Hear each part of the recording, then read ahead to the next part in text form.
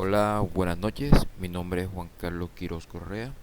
Hago parte de la Escuela de Ciencias Sociales,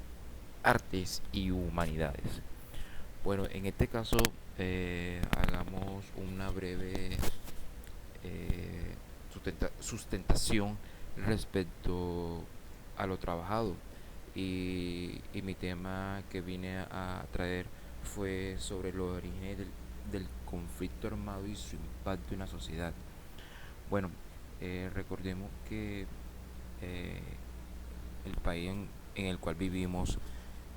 se ha venido surgiendo una serie de conflictos armados, una serie de violencia que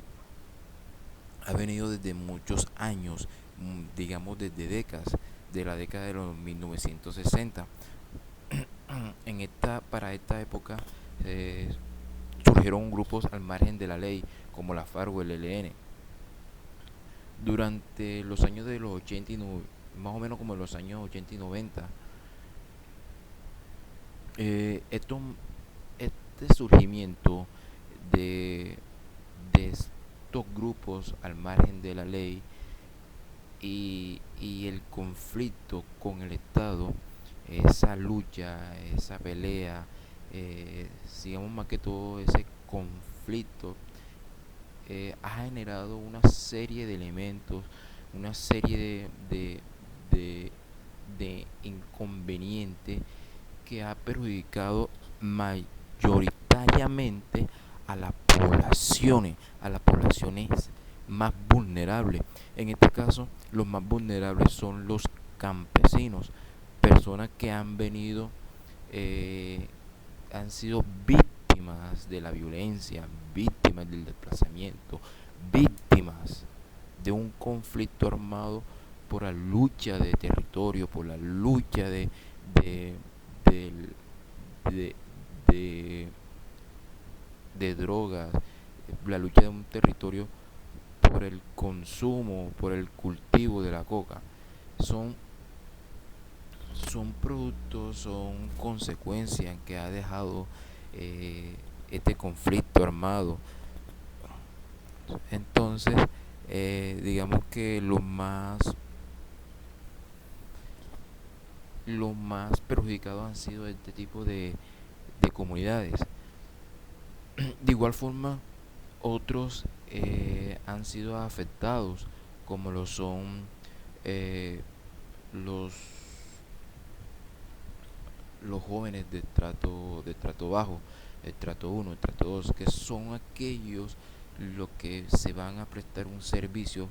para combatir a otros grupos, a grupos eh, que son al margen de la ley, que son aquellos los que conforman esos grupos ilegales que eh, combaten o que están en ese conflicto o hacen parte de ese conflicto armado. Por lo tanto, aquí en esta, en este conflicto no es quien más gane, no. En este conflicto armado que, como he dicho anteriormente, es un conflicto de una pelea tonta, de una pelea que no hay ganancia por ningún lado, solo ha generado muerte, ha generado desplazamiento, ha generado violencia y esto ha generado que el país se estanque eh, en esa problemática y no logre avanzar. Muchos países, muchos gobiernos que han pasado por todos estos años hasta el son de hoy han intentado generar un proceso de paz, el cual no se ha dado. ¿Por qué no se ha dado? Porque hay unos intereses políticos que el más rico, el más apoderado, son lo que ven o, o ven el negocio, ven un negocio como lo es la guerra. Entonces, cada, cada proceso de paz que es generalizado o realizado por un gobierno, este no procede. Este no procede porque hay gobiernos que por una parte no le conviene realizar un proceso de paz porque eso lo ven como un negocio. Y pues otros que han querido realizar el proceso de paz lo dejan a medias y pues nunca en estos años se ha podido realizar un proceso de paz verdadero, porque se realiza un proceso de paz y se llega a un acuerdo, puede que se llegue a un acuerdo, pero quedan secuelas, todavía quedan personas que todavía no quieren generar un proceso de paz y aún se quedan en los montes. Entonces, eh, podemos decir que el conflicto armado es una problemática muy grande y que actualmente en esta sociedad eh, repercuta mucho en un país tan violento como lo es Colombia. Por otro lado, la visión del problema lo vemos desde un enfoque marxista, ya que requiere en esta parte de ese enfoque marxista, más que todo este enfoque intenta o se centra en la igualdad, en la equidad de género, perdón, en la equidad social. Pero en este país es muy difícil, eh, en esta sociedad ha sido muy difícil porque acá se ha intentado realizar un proceso en el cual no todo el mundo sea equitativo o todo el mundo o toda la población tenga esa capacidad para hacer o tener los mismos, digamos, esa misma capacidad de tener una igualdad de acuerdo a las, digamos, a las altas sociedades. ¿Por qué? Porque en un país que se ha tratado o ha intentado de ser desigual, que hay mucha desigualdad social y lo que ha permitido es eh, esa desigualdad ha llevado mucha a la pobreza y digamos como que los ricos se hacen más ricos y los pobres se hacen más pobres, pero esto es por una situación política en que esa clase política solo vela por sus derechos y los derechos de los pobres quedan replegados, quedan aislados y son vistos como por debajo del hombro. No son, no son ese tipo, no es ese tipo de político que va a velar por el, el más vulnerable, sino que ese político que está allá, que legisla, va a legislar para los más ricos. Entonces al pobre lo dejan por un lado, lo dejan como, digamos, no tiene derecho. El que tiene derecho aquí es el que más tiene, el que más poder tiene. Y por lo tanto, intentar enfocarse en lo que Marx se expresa en sus pensamientos es como que un poco complejo